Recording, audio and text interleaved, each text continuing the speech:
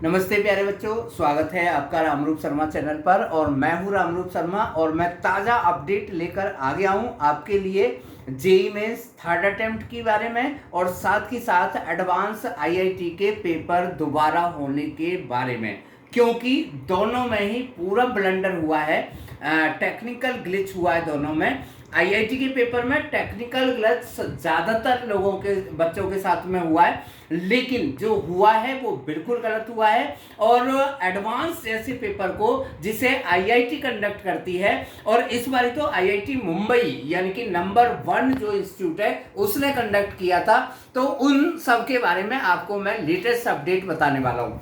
बच्चों, मैं सबसे पहले बता दूं कि आईआईटी का जो पेपर हुआ था जिसमें टेक्निकल ग्लिच कॉमनली सबके साथ हुआ था, लेकिन कुछ बच्चों के साथ में कुछ ज्यादा भी हुआ था।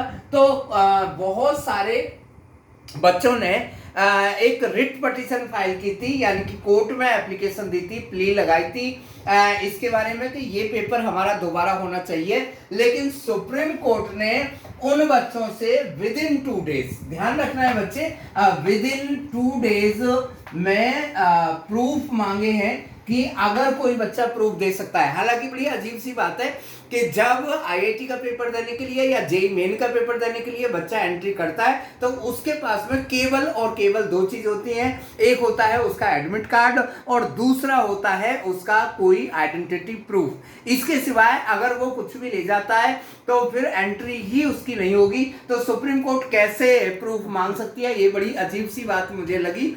लेकिन उन्होंने कुछ इस तरीके से कह दिया होगा कि भाई आईआईटी, बहुत अजीब सा स्टेटमेंट आया है कि आईआईटी बहुत स्ट्रॉन्ग ऑर्गेनाइजेशन है और बहुत बड़ी ऑर्गेनाइजेशन है और वो इस तरीके की गलती नहीं करेगी, है ना, नहीं कर सकती या नहीं करेगी, वो एक ही बात हो गई। अब क्योंकि आईआईटी का जो रिजल्ट है वो 11 तारीख को आने वाला है, तो उन्होंने कहा 10 तारीख तक अगर आप प्रूफ कुछ दे सकते हैं। हालांकि ये केवल टालने वाली बात है। और मैंने सुबह एक स्टेटमेंट भी शेयर किया था कि अगर किसी देश को डुबोना है तो बहुत बड़ी मिसाइल की जरूरत नहीं है, आप शिक्षा के स्तर को गिरा दो, देश अपने आप डूब जाएगा। तो वही कुछ होता हुआ मुझे नजर आ रहा है। लेकिन होप है बच्चों, कैंसिल नहीं हुआ है, डिसमिस नहीं हुआ है और इस तरीके की बहुत सारी पिटीशन लग गई हैं।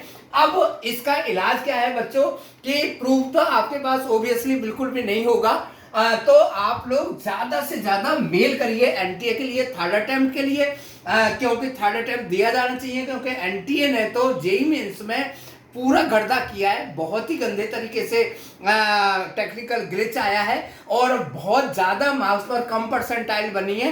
यानी कि री इवेल्युएशन अगर हम उनसे कराते हैं तो उन्हें खुद ही री इवेल्युएशन करना है, कंप्यूटर से करना है, किसी पर्सन को भी नहीं करना है। तो कंप्यूटर तो एज इट इज चीजें निकाल के दे देता है और वही प्रूफ एनटीए के ऑफिस में जब बच्चे जा रहे हैं तो वो उसी मशीन से, उसी कंप्यूटर से, एप्लीकेशन नंबर से सेम चीज निकाल रहे हैं, तो ओब्वियसली प्रोग्राम में तो सेम चीज निकलेगी। फिर भी आप लोग ज्यादा से ज्यादा एनटीए को मेल करिए और मेल करिए ज्यादा से ज्यादा आईआईटी मुंबई को, ताकि जो है हो सकता है कि जज साहब को ये समझ आ जाए या उनके मेहरबानी कुछ ऐसी हो जाए कि ये जो बच्चे हैं वो इतने सच्चे हैं कि वो गलत नहीं बोल रहे हैं, बहुत मेहनती बच्चे हैं। और इसका मतलब ये है कि पॉसिबिलिटी अभी भी बनी हुई है, थर्ड अटेम्प्ट की भी और साथ के साथ एडवांस के पेपर की भी, दोनों ही चीजें एक साथ चलेंगी। और ज्यादा से ज्यादा आप ज्यादा से ज्यादा मेल कर दीजिए बच्चों। और सेम चीज आपने अगर वीडियो देखी हो तो बीएम सर ने भी बोली है, और बीएम सर की जो बात है वो बहुत चिंतित है इस बात पर, और वो पर्सनली भी चिंतित है, क्योंकि जो एलन इंस्टीट्यूट है वो बहुत अच्छे प्रोडक्ट तैयार करता है, वहाँ की पढ़ाई का लेवल बहुत जबरदस्त है, आप सभी जानते होंगे, आज से नहीं है। ऐसा नहीं है कि कुछ बबल्स उठे हैं, तो बबल्स नहीं है वो। तो कहने का मतलब है अटैच करें बच्चे अगर कोई प्रूफ हो। हालांकि मैं बड़े भारी मन से प्रूफ आपसे मांग रहा हूं, मैं खुद ही कह रहा हूं कि बच्चे के पास प्रूफ कहां से होगा, वो कोई कैमरा थोड़ी ना लेके गया होगा या फिर कोई चीज ऐसी थोड़ी ना लेके गया होगा जो उसकी फोटो खींच ले या फिर वो टाइम को नोट कर ले या कुछ भी कर ले। तो लेकिन फिर भी मैं कह रहा हूं जिस तरीके से हमारी इतनी बड़ी बड़ी संस्थाएं कह रही हैं, यानी कि उम्मीद अभी बाकी है बच्चों, और उम्मीद पर हमें कायम रहना है। और हो सकता है कि इतनी सारी चीज़ों को देखकर धर्मेंद्र प्रधान जी इस बात को मान लें कि यार कुछ ना कुछ तो गड़बड़ है, जरूर गड़बड़ है, क्योंकि इतने बड़े बड़े बच्चे, इतने अच्छे अच्छे बच्चे, इतने बड़े बड़े इंस्टीट्यूट, इतने बड़े बड़े टीचर, इतने बड़े बड़े स्टूडेंट्स इतनी संख्या में अगर कह रहे हैं तो कुछ ना कुछ गड़बड़ जरूर है। तो इसी तरीके से लगे रहिए बच्चे, मैं लास्ट टाइम तक आपका साथ देता रहूंगा।